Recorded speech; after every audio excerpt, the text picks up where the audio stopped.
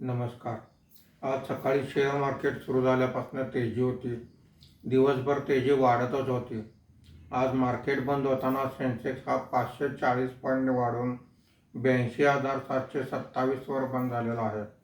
Nifty हा 159 point वाढून 25,219 वर बंद झालेला आहे. आजच्या कामकाजामध्ये BSE टेलिकम्युनिकेशन इंडेक्स सर्वात जास्त म्हणजे 1.14% वर आहे. BSE auto index 0.86%, BSE bank index 0.75% वर आहेत.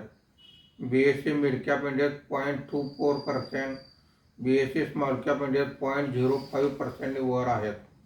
आजच्या कामकाजामध्ये निफ्टीमध्ये वाढलेले मुख्य शेअर्स पुढीलप्रमाणे: Tata Motors 2.48%, Shriram Finance 2.17%, Bharti Airtel 1.94%, Apollo Hospital 1.75% अशी वाढ आहे.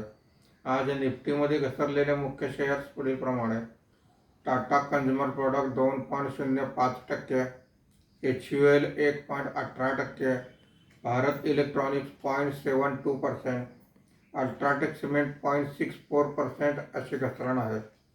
आज इन्फोसिस, डॉक्टर रेड्डीज लॅब सहित काही कंपन्यांचे क्वार्टरली रिझल्ट आलेले आहेत. रुपया 6 पैशांनी मजबूत झाला असून मार्केट बंद होताना रुपयाचा दर हा 86 रुपये 41 पैसे प्रति डॉलर असा होता. आज FIIने 4,209 कोटी रुपयांची विक्री केलेली आहे. देशी वित्तीय संस्थांनी 4,359 कोटी रुपयांची खरेदी केलेली आहे. धन्यवाद.